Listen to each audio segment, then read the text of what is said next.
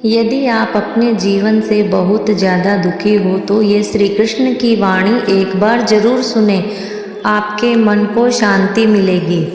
अगर आपको अपने जीवन की परिस्थितियों पर रोना आए तो एक बार ये श्री कृष्ण के जीवन पर नज़र डाल लें, रोना बंद कर देंगे आप। श्री कृष्ण ने का जन्म जेल में हुआ और उन्होंने जेल में ही तुरंत बाद उन्हें रात में उफनती यमुना नदी पार करके गोकुल ले जाया गया।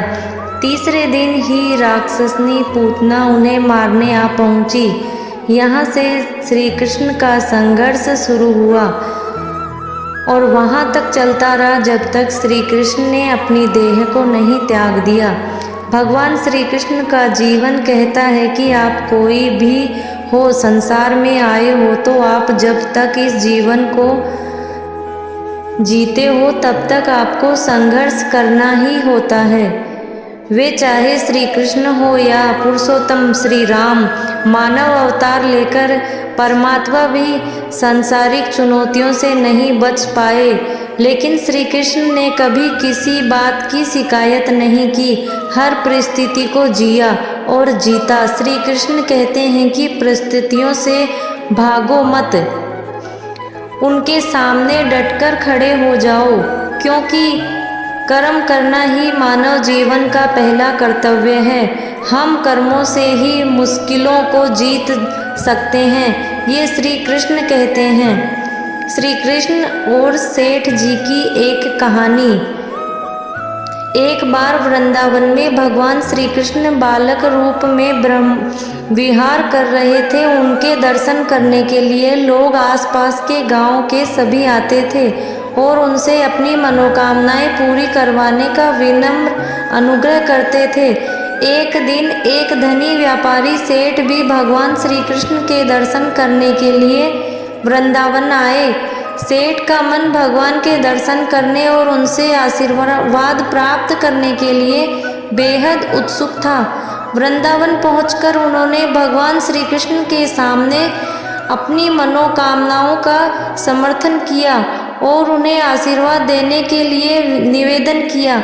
भगवान श्री कृष्ण ने सेठ के उत्साह को देखकर प्रसन्न हुए और उन्होंने सेठ से पूछा, भगवान कौन होते हैं और आप किसी भी विषय में आशीर्वाद प्राप्त कर सकते हैं? कृपया मुझे बताइए, आपको कौन सी मनोकामनाएं पूरी करानी है? सेठ ने विनम्रता से कहा, भगवान मैं धनवान हूँ और मेरे पास अपार संपत्ति है, लेकिन इस धन के बावजूद मेरा मन बहुत अशांत रहता है। मुझे बहुत चिंता रहती है, मुझे चिंता के कारण सुख नहीं मिलता। कृपया करके मेरी चिंता दुख दूर करने का आशीर्वाद दीजिए। भगवान श्री कृष्ण ने सेठ की भक्ति को देखा और उन्होंने कहा, सेठ तुम धनवान हो, लेकिन धन अनंत नहीं है, अधिकता से सुख नहीं है। तुम्हें चिंता की कोई आवश्यकता नहीं। तुम्हें चिंता मुक्ति होने के लिए तुम्हें ध्यान करते हुए साधना करनी चाहिए। अपने मन को शांत करो और योग और ध्यान के माध्यम से आत्मा को प्रकाशित करो। धन तो आता जाता रहेगा, लेकिन मन साधनाओं से तुम शांति का अनुभव करोगे। सेठ भगवान के वचनों को सुनकर प्रभावित हुआ और उन्होंने उनके चरणों में धन्यवाद व्यक्त किया। वे गुरुद्वारे और मंदिरों में भक्ति और ध्यान का पालन करने लगे और समय के साथ उनकी चिंता और चित मुक्ति हो गई।